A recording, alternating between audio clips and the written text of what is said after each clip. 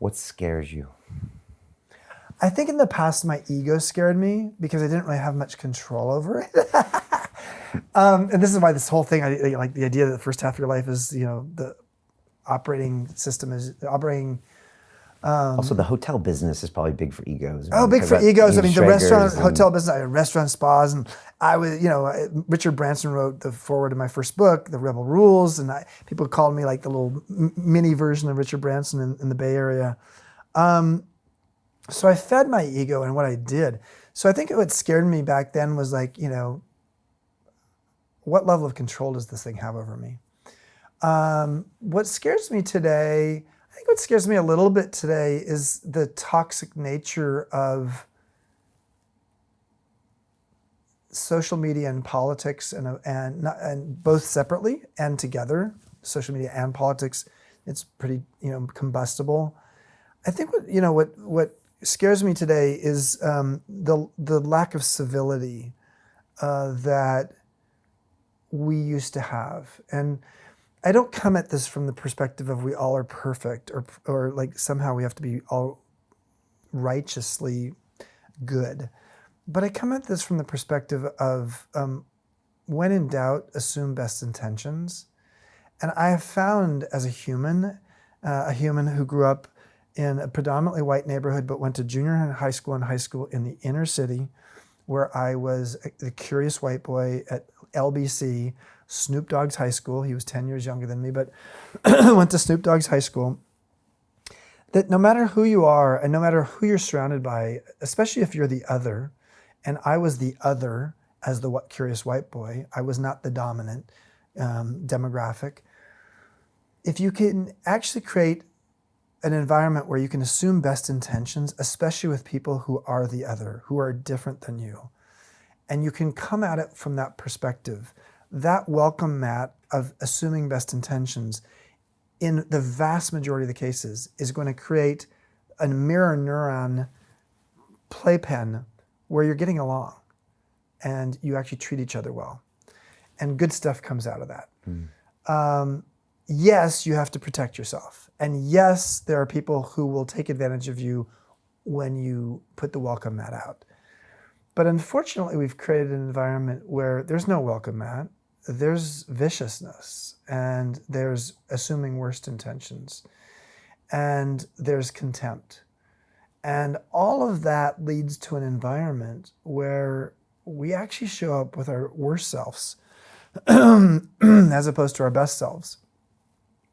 And when you create a world where everybody's showing up with their worst selves, you're creating a world where you want to retreat from that world. I mean, one of the things that's really interesting about living in a very rural part of Mexico where everybody's just sort of happy all day long, and people come to our academy and just like, oh my God, this place is a paradise.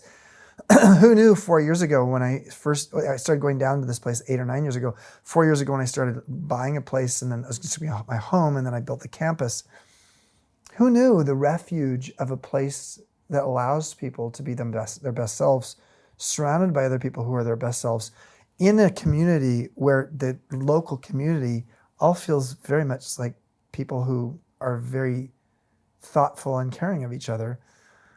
Who would think that, that's an unusual part of the world today? And I think in places like the UK and US, which are going through such divisive times, there's such a thirst for us to get back to a place where we can have a civil discourse. Doesn't mean we all have to agree, but it does actually mean we have to sometimes assume best intentions. Do you think the fact that probably 99% of our interactions now are online as opposed to in person just drops that civility level so far down? Anonymity, the lack of accountability of what you've just said. Would you say that to that person in person? Yeah. Would you say that face to face? Yeah. It used to kind of be anonymity like 5 years ago, and now that doesn't seem to stop anybody. No. But it's the fact that they're not in front of you. Right. And then it's just this digital thing. And then, the civility goes down the drain, and then it becomes the normal. Yeah. But yet, if the person was in front of you, you probably wouldn't say that. Although these days, maybe after you're conditioned to that, you would. Well, I think we would. I think that's what's happened. Actually, we've it's gotten so serious that... we act like our digital selves in front of each other. That's right, yeah. So, I have lots of thoughts on how to solve for this. I'm reading a book by Arthur Brooks right now called Love Your Enemies.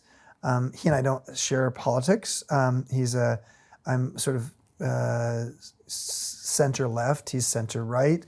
But he wrote a beautiful article on The Atlantic about people in midlife feeling somehow irrelevant overnight. And like, oh, well, I can relate to what he's talking about there. And, it's a great book. And David Brooks, also center right guy, his book, The Second Mountain, speaks to a lot of the same themes. And, I think that the real thought here is when you get to a world where you sort of see yourself as right and everyone else is wrong, you've created you've created boundaries that really limit our potential as a species,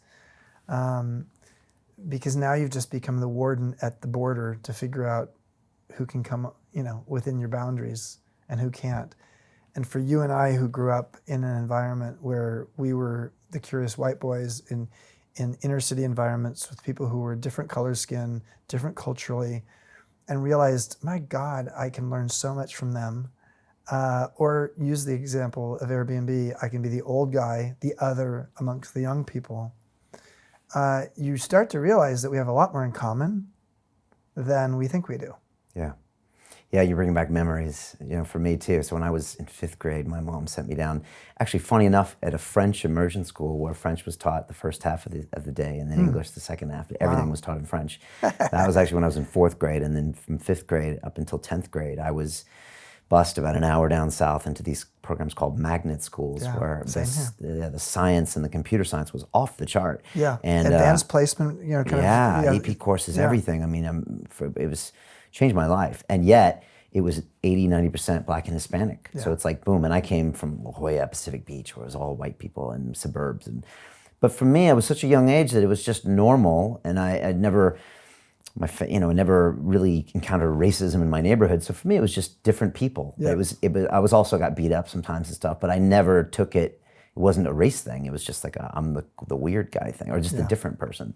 And I think I took a lot from it. I probably don't even know what I took from it. What the world needs more of is, what does it mean to be the other?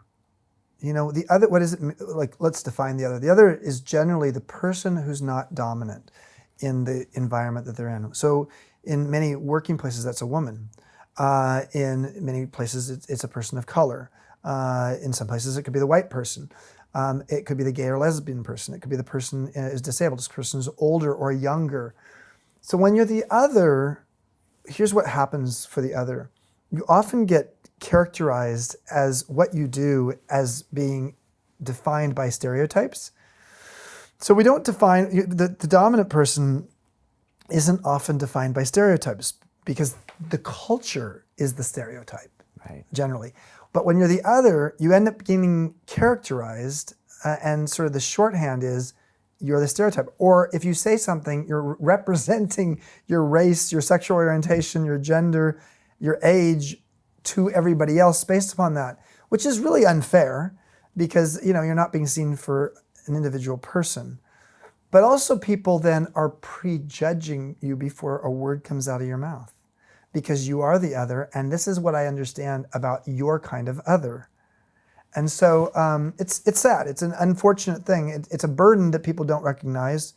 And I think for straight white men, and I'm not here to beat up on straight white men, the idea of it is, how do you help yourself understand what does it mean to be the other? Go to a hip hop festival with your family and understand what it means to be the other. Go to the gay and lesbian pride parade and see what that feels like and to be the other.